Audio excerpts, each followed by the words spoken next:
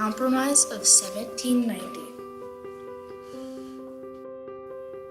The conflict between our founding fathers that resulted in the placement of our country's capital. The Compromise of 1790 was the starting movement to the country's development.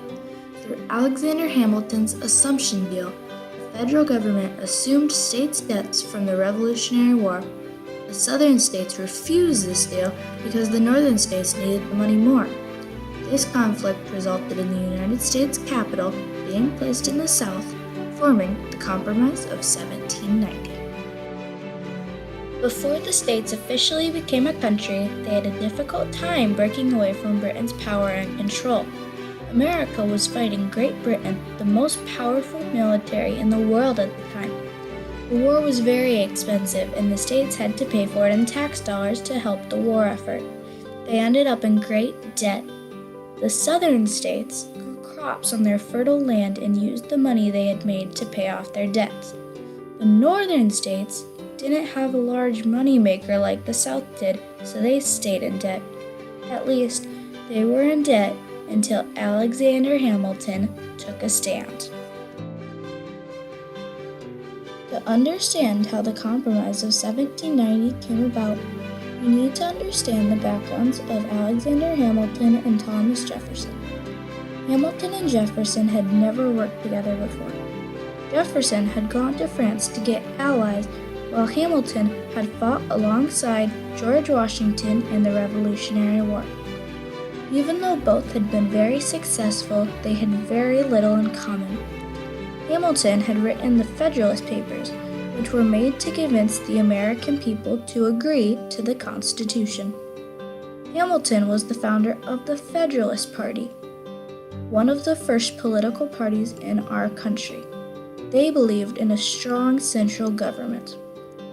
But Hamilton didn't trust the American people because they had all migrated to the States and they did not share the same opinions.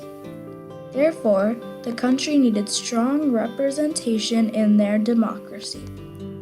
Alexander Hamilton and George Washington both didn't believe that the people were smart enough to pick a good president in the future. Hamilton suggested that the United States should make a constitution to guarantee a strong federal government in the future. When Washington was elected president, Hamilton was made Secretary of the Treasury, and he formed the United States Treasury Department. Thomas Jefferson was born in Virginia. He believed that the American people could make good choices, and he wanted the states to have separate laws, rules, and freedoms. Jefferson was the founder of the Republican Party. They wanted the states' powers protected. He did not think that the northern states did enough for the country. Jefferson was in France during the Revolutionary War, and so he believed that the states should have closer relations with the French, who had helped the Americans beat the British. He believed that each state should pay their own debts, not have the federal government pay them for them. It all took place at Thomas Jefferson's house, Monticello, on a June night in 1790. As the Revolutionary War was very expensive, many of the states owed large sums of money, coming together at around $25 million. James Madison, Alexander Hamilton, and Thomas Jefferson had a private meeting discussing the Assumption Deal and a compromise among their bickering. Alexander Hamilton had thought of the idea for the Assumption Deal. He had always been good with numbers, as he was Secretary of Treasury. Alexander came up with 3 ideas to help the country flourish: bringing back bonds that helped the federal government, assuming states' debts, and making a federal bank like Britain. He thought that if the states came together for this Assumption Deal, then a national bank could be made to help the newborn country rise to the top. Thomas Jefferson had originally agreed with the plan, but Madison convinced him otherwise. James Madison told everyone in Congress that having a federal government assume states' debts would give the federal government too much power. Together, he and Thomas Jefferson convinced the majority of Congress that if Hamilton's plan was to be put into action, that eventually they would have a monarchy and social stratification turn into poverty and urban squalor in the states.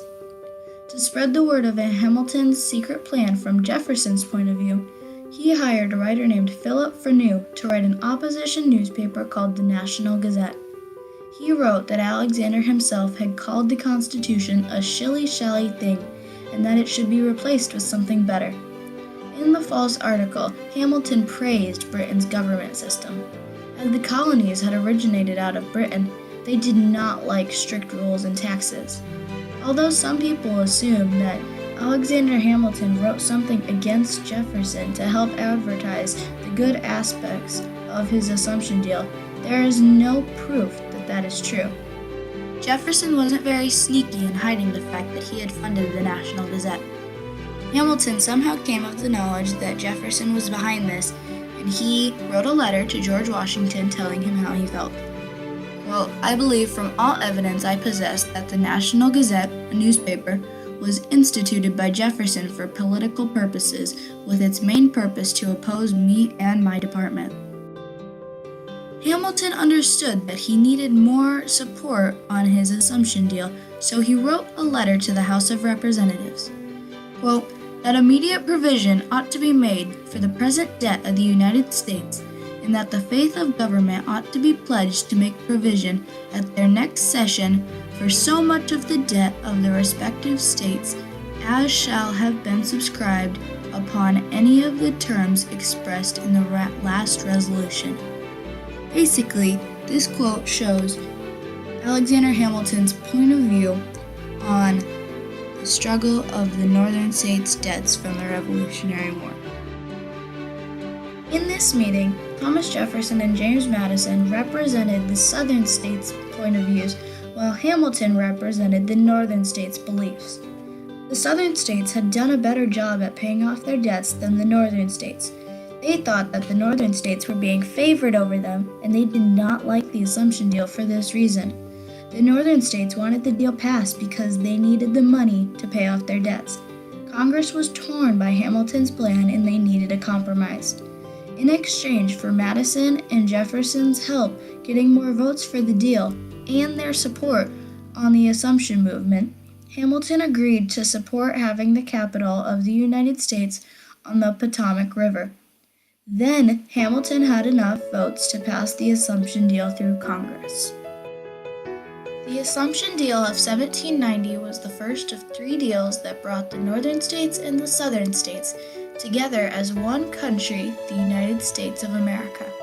The Residence Act of 1790 labeled Washington, D.C., previously known as Georgetown, as the United States' permanent capital.